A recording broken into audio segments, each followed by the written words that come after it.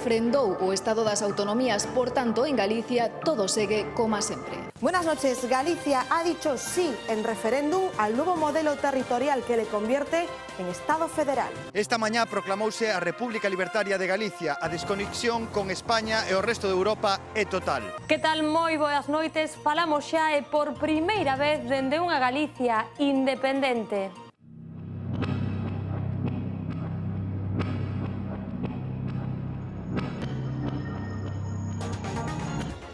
José Antonio Portero Molina, moi buenas noches. Hola, buenas noches. Xusto Beramendi, moi boa noite. Boa noite. Xavier Vence, moi boa noite. Hola, moi boa Joan noite. Evans, moi boa noite tamén. E saudamos tamén a Arturo de Nieves, moi boa noite.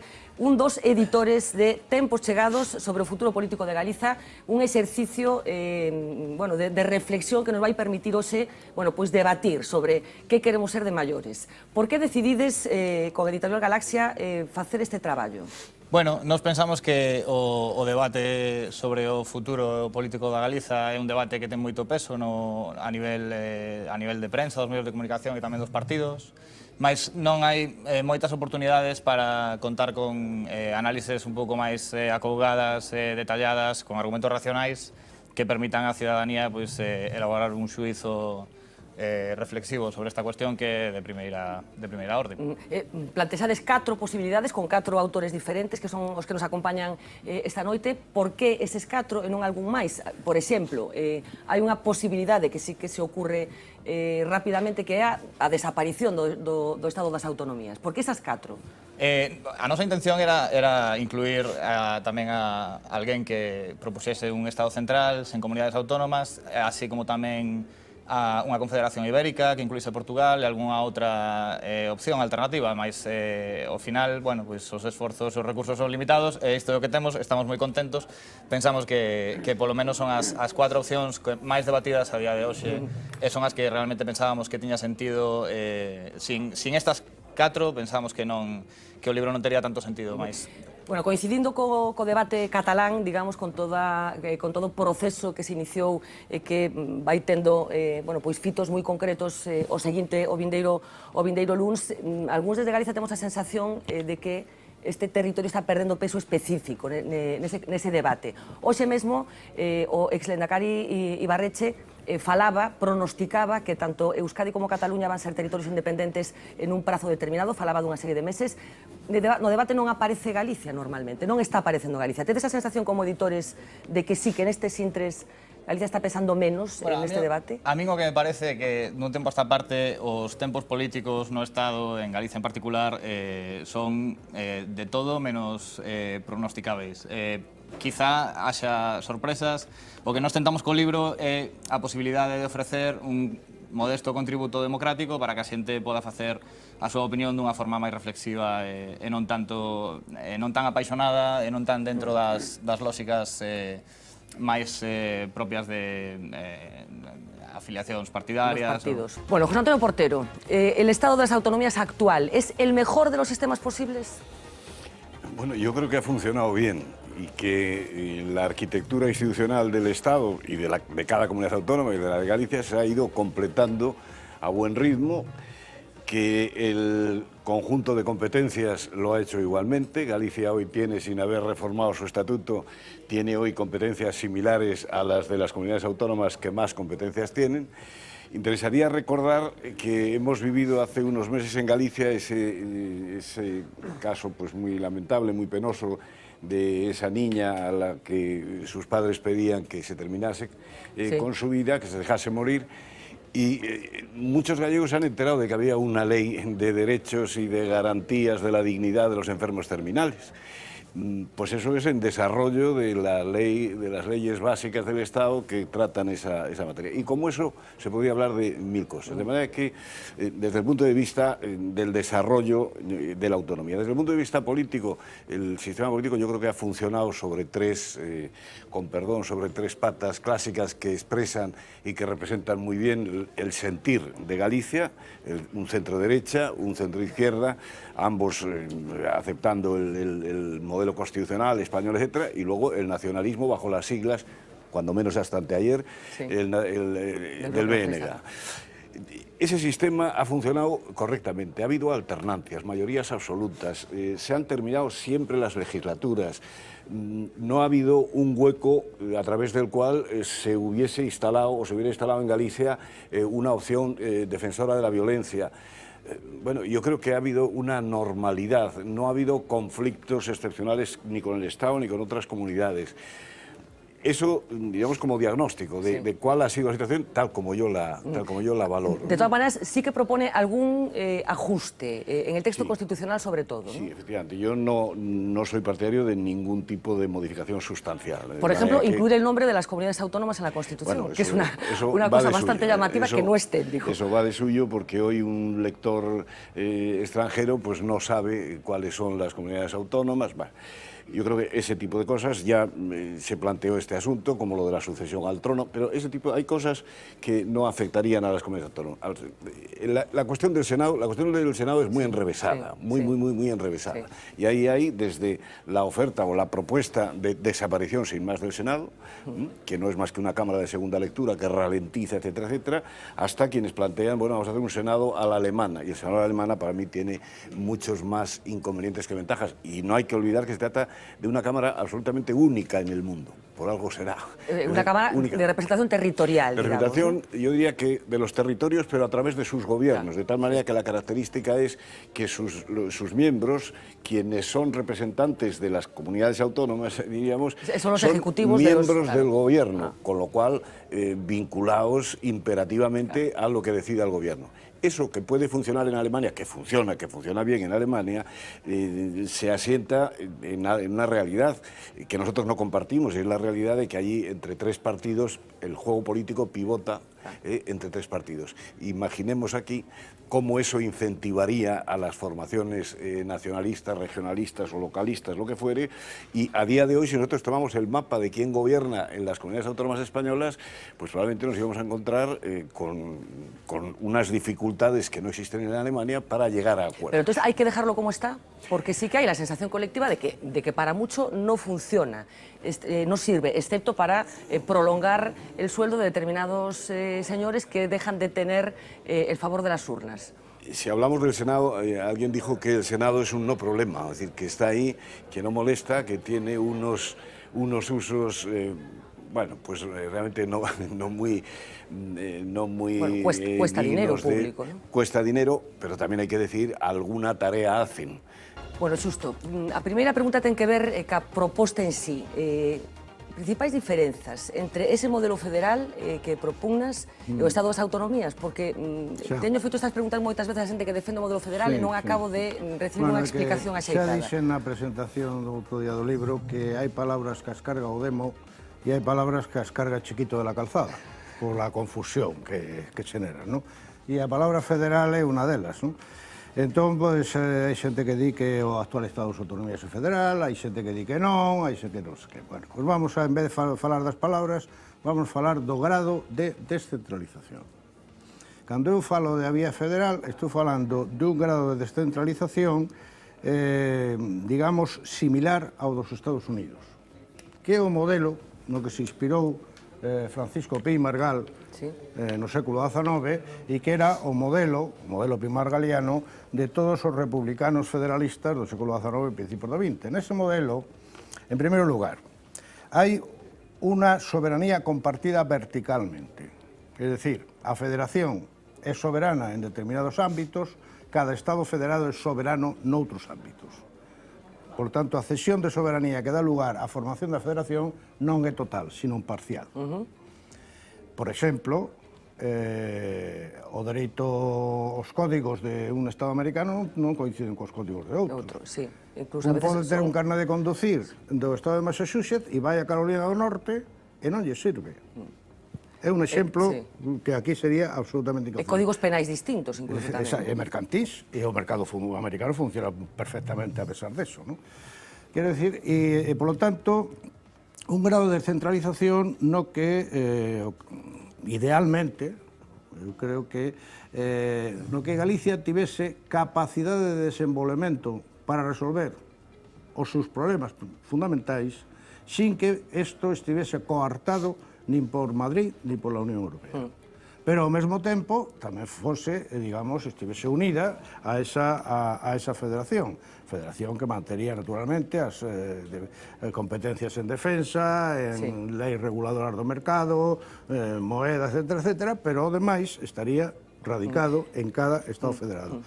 Isto, por que eu digo isto? Non por unha fe, non porque este enamorado da palabra ou do federalismo, sino porque eu creo que Galicia ten bastantes problemas, o sistema autonómico, e que me perdona o profesor Portero, está en crisis, non hai máis que ler os periódicos co que está pasando en Cataluña todos os días, hai unha insatisfacción non moi grande, pero hai unha insatisfacción con ese problema, e entón hai dúas vías posibles para intentar superar ese bloqueo en que están moitas cuestións. Unha é a vía do soberanismo, que está puxante en Cataluña, e que está no País Vasco tamén, o que pasa é que ainda que estén caladillos de momento, e que en Galicia está presente, pero non é de momento mayoritaria, e outra, e que di que todo se vai arreglar se consiga a independencia, e a vía de incrementar o grado de descentralización actual para conseguir unha transición a maior poder cos menores costes sociais e económicos posibles. Eu fago un cálculo, que pode estar equivocado, e eu creo que o menos costoso é avanzar pola descentralización e o máis costoso é avanzar polo independentismo. Eso no que se refire a costes, pero no que se refire a viabilidade, que son bastante inviables todos, porque o máis normal é que sigamos como estamos, pero o menos inviable sería a posibilidade de federalización, e o que vexo bastante inviable por moitas razóns é a vía do soberanismo. Do soberanismo. En calquer caso, ti vencellas o éxito dese modelo a que haxa gobernos progresistas no país. Non é que vencelle, é que claro, os resumos que están moi ben feitos, pero ás veces, claro, quitan razonamientos de medio, etc. Eu o que digo que ningún sistema garante o progreso e a felicidade. Nin o centralista, nin o tal, garante por sí mesmo. Que despois depende de como se xestionen esos modelos. Exactamente, de unha, digamos, unha sociedade e unhas forzas políticas que o fagan. Se pode estar moito peor nun Estado independente que nun Estado centralista, ou se pode estar moito mellor. Bueno, Xavier Benz, esa independencia de Galicia é un desexo ou algo que considera que sería posible? Eu creo que as dúas cousas pode plantexarse, outra cousa é o horizonte temporal para iso. Eu creo que hoxe o fundamental que temos, eu creo que constatar as consecuencias do modelo no que estamos. Eu nese sentido creo que o modelo de Estado das autonomías está en crise, e está en crise non só polo que vemos á luz dos feitos estes días, en que hai movimentos de contestación moi fortes en Cataluña, sino porque previamente houbo un proceso de desmontaxe do que podía ser a descentralización en base ao modelo das autonomías que empezou con Aznar. É dicir, Aznar foi o que empezou a desmontar e provocar unha crise, desde o meu punto de vista, final e terminal do modelo das autonomías. Entón, hoxe, o modelo das autonomías está atacado... Con decisións como cales? Bueno, na medida en que empeza un proceso de legislación que vai rescatando para o Goberno Central e o Estado Central moitas das competencias que están recollidas na letra dos estatutos de autonomía. Entón, a partir de aí, a legislación básica do Estado, as leis de bases, van sistemáticamente rescatando competencias para o Goberno Central.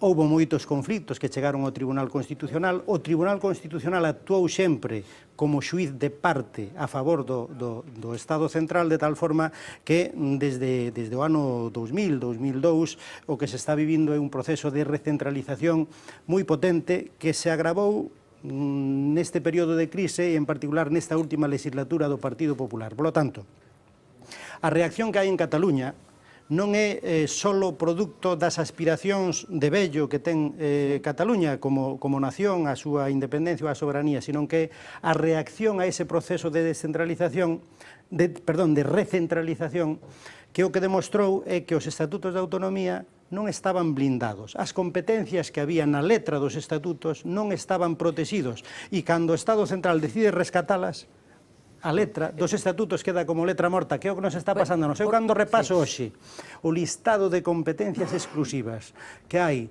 no artigo 27 do Estatuto de Autonomía de Galicia, no artigo 30, quedo sorprendidísimo. Algúnha que o mellor a xente non é casi consciente. todas, e moitas das que teñen que ver cos problemas que temos en riba da mesa hoxe no noso país, o tema de competencias sobre a agricultura, sobre o comercio, sobre a gandería, sobre o forestal, son competencias exclusivas. No, a cuestión é que... Competencias que xa non están no Estado, están na Unión Europea. Bueno, é que, efectivamente, unha das vías polas cuales se desactivou o proceso de descentralización que se recollía nos estatutos, que era, en principio, na letra, podía ter unha certa ambición e podía dar un certo recorrido, empezou a desactivarse, bueno, para empezar, no ano 83, coa Loapa, despois do que pasou no Congreso dos Deputados con aquel señor do tricornio que puxeron en riba da mesa que o proceso de descentralización tiña que acabar no que se tiña feito nos 3 primeiros anos de estatutos de autonomía. Pero despois, coa integración na Unión Europea, efectivamente houve un vaciamento de competencias porque houve unha transferencia de competencias sobre moitas materias á Unión Europea. E o Estado, para compensar as competencias que trasladaba a Unión Europea, o que fixo foi rescatalas das comunidades autónomas para o Estado central. Entón, aí xa empezou un proceso de recentralización, pero que, bueno, foi mantendo un certo equilibrio até finales dos anos 90, pero cando na segunda legislatura de Aznar empeza un proxecto claramente neocentralista de recentralización de todo, a partir de aí a cousa, digamos, hoxe a letra do noso Estatuto de Autonomía, con competencias sobre as cousas máis variadas, sobre políticas sectoriales, sobre política industrial, sobre o sector do crédito, sobre o sector do aforro, sobre o comercio, sobre ese tipo de cuestións todas, vemos que cada vez máis están sendo legisladas a nivel central. A cuestión do leite que se negociou nestes últimos tempos, é inaudito que a negociación dunha cuestión tan esencial que afecta a un sector básico do noso país como é os precios do leite, o mercado do leite, a relación entre o sector do leite, a industria e a distribución, tivera que negociarse en Madrid co silencio absoluto da comunidade autónoma, é a demostración de que onde está a competencia que na letra do Estatuto é exclusiva sobre agricultura, sobre industria e sobre comercio. Bueno, pois eso, eu creo que o problema real é esa pérdida de contido real da letra do Estatuto que hoxe é letra morta. Entón, bueno, parte da reflexión que Joan Evans fai neste libro casi reproduce a mesma pregunta que lle fixen a Xavier Vence. É unha proposta teórica, supoño, ou tes a convicción de que isto podería chegar a ser efectivo? Ben, eu creo que acontece cando nos colocamos ante o desafío, como era no caso deste libro, de imaginar o futuro, tendemos a estar constranxidos digamos, polas cordas que nos atan as cousas que vemos no presente, non?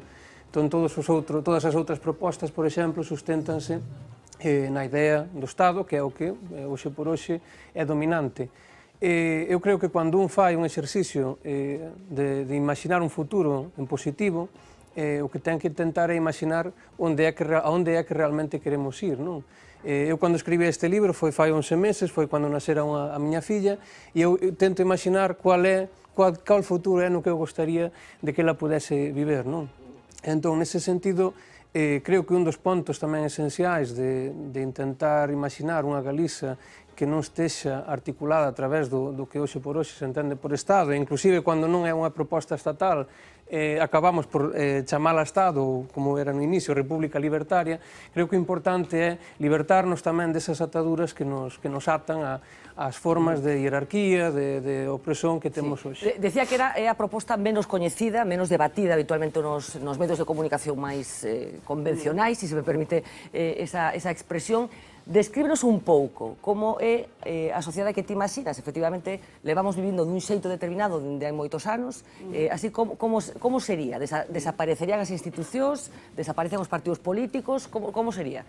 Ben, realmente, a xente máis vella que nos pode estar a ver hoxe, creo que poden ter unha idea bastante máis próxima do que se está falando. Durante séculos, milenios inclusive, a Galiza funcionou cunha institución básica que é o Consello Aberto, que é a reunión de todos os veciños dunha parroquia ou dunha aldea, na que se toman as decisións políticas en asamblea, de ti a ti, sen haber ningún tipo de representante nin persoa que toma as decisións por un. Eso é algo que funcionou durante milenios realmente. Pero nun mundo completamente distinto actual, sin institucións aquí, nin institucións europeas, nin un mundo diferente, non? Ben, a cuestión é, durante moitísimo tempo esa foi a institución na que se desenvolveu a vida social e política das persoas. Desde hai non tanto tempo que coñecemos os estados modernos tal e como se operan, o que existe é un proceso de infantilizar as persoas, hai un proceso de externalizar a capacidade de decidir para unhas elites políticas e económicas que son as que toman as decisións por nós. Entón, unha Galiza sen Estado sería unha Galiza na que todas as persoas poidamos decidir, non votar cada 4 anos, senón decidir no día a día ou no período no que necesitamos nas nosas comunidades sobre todos os aspectos que nos importan na nosa vida. Xa, pero vos, ao final, ti formas parte dun partido que se chama Partido dos Traballadores, ao final, Partido da Terra, ao final recurres a estrutura de sempre, que son os partidos políticos. Sí, a ver, nos utilizamos un partido que temos presentado algunhas veces, basicamente porque é unha ferramenta que no actual contexto permítenos divulgar unha serie de propostas e contrastalas precisamente con outras.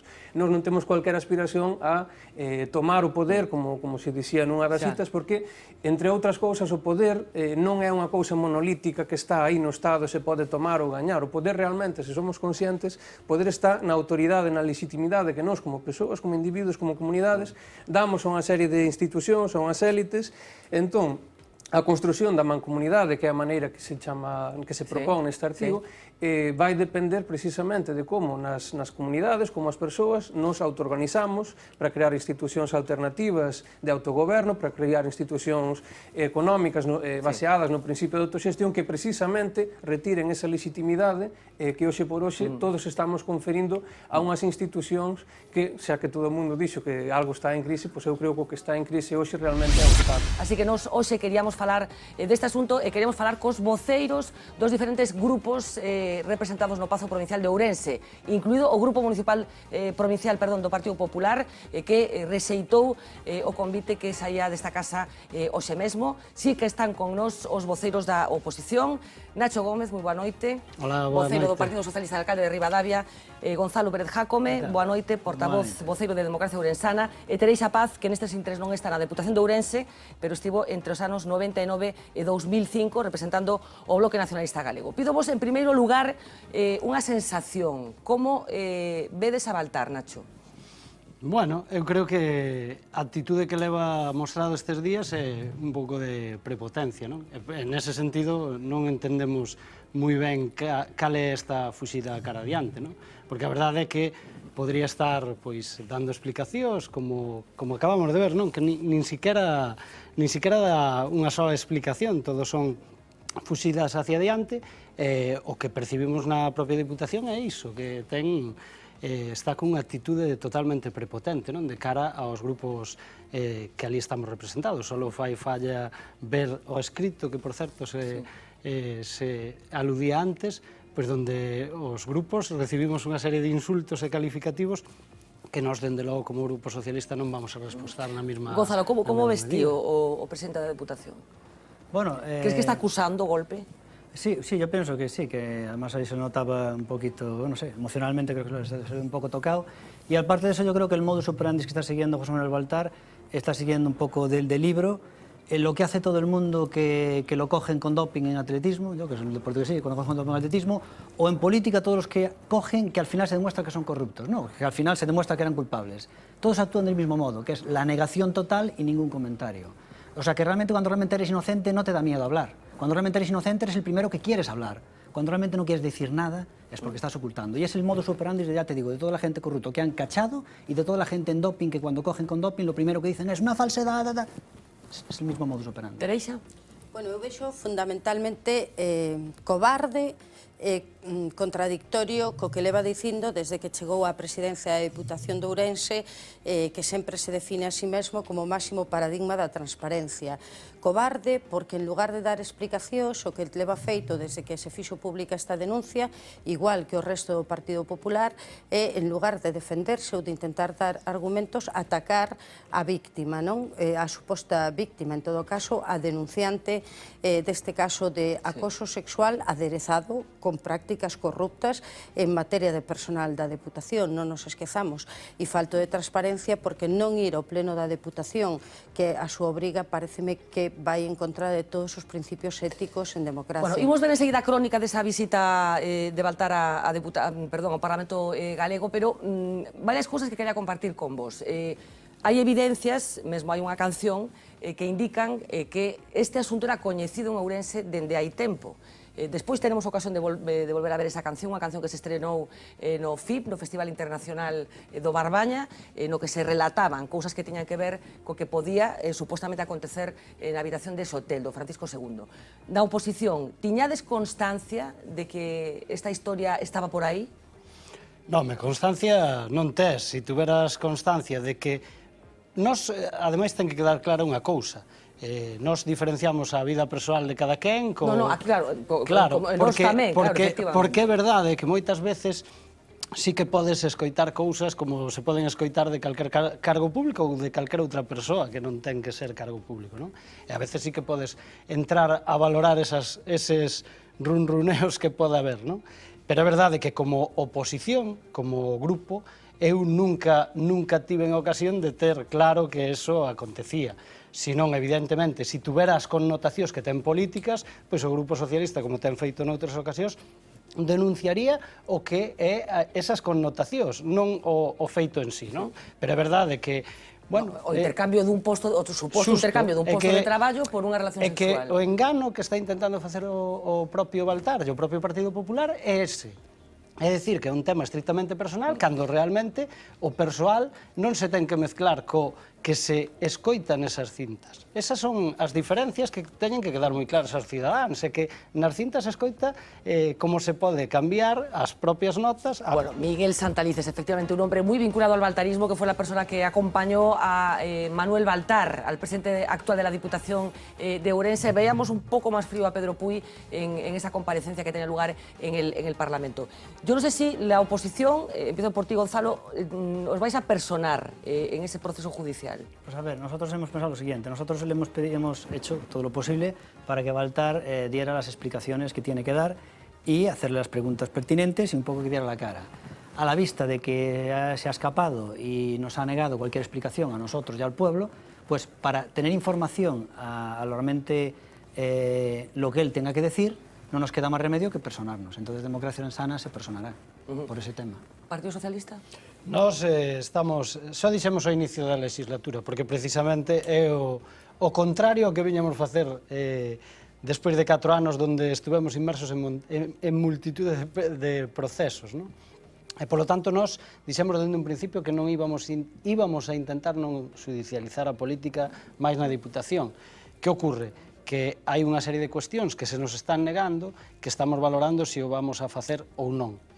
Non digo de persoarnos, pero nós decíamos outro día unha cousa moi clara, e o dixemos a rematar o pleno, que non é que o mellor o Partido Socialista teña que estar persoado, senón simplemente temos que facerlle chegar, se temos algún tipo de información adicional, ao propio fiscal, para que os fiscales tamén axudarlle un pouco a que fagan o seu traballo. Teresa. Bueno, en primeiro lugar, eu o que lamento ter que decir que non hai causa xudicial, porque o fiscal xa se encargou de decir que non lle vía ningunha presa a este asunto, o cual eu aproveito para decir que me parece absolutamente delirante que o fiscal incluso mesmo tería que facelo de oficio, pero habendo unha denuncia que presuntamente denuncia un delito de violencia de xénero, tal e como está recollido na lei galega de violencia de xénero, asociado a un delito de corrupción, de prácticas clientelares relacionados co regalo de postos e co amaño de postos de traballo na Deputación Provincial de Ourense, onde, por certo, xa temos tradición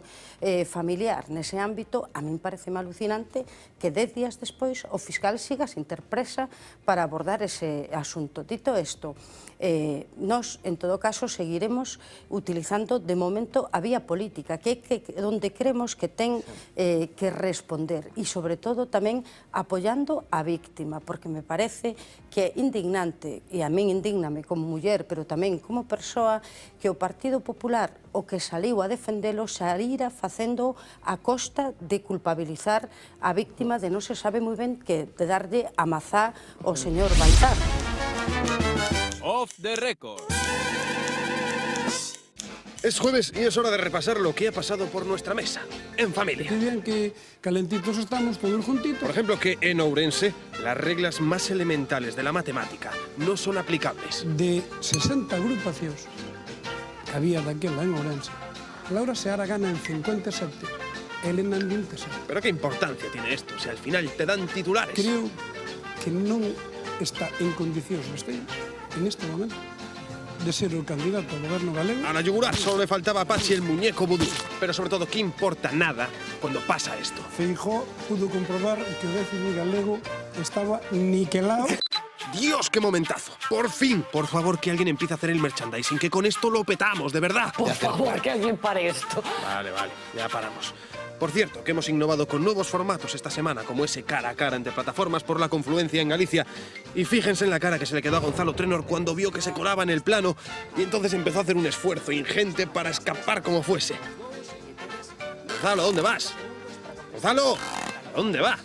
Nada, se nos fue. Y una cosilla, si por el mundo adelante se creen que un grelo es un clítoris... Es uno de los productos típicos de la cocina gallega. Por favor, tengamos un cuidado extremo con las palabras. Que a consecuencia de esto va a venir todo el mundo a las Pontes a comer grelos, ¿sabes? Madre mía. Bueno, una última cosa, que ahora Barreiro Rivas no quiere ser John Malkovich, sino que quiere ser Bastos. Yo voy a hacer como hoy voy a hacer de Bastos. Voy a ir al revés de todo el mundo. Estamos ante el tertuliano definitivo. Próximamente en sus pantallas, Xosé Miguel Basteiro. Es que vos non o vedes, é o político máis hábil que deu Galicia moito tempo. O que queira. Off the record.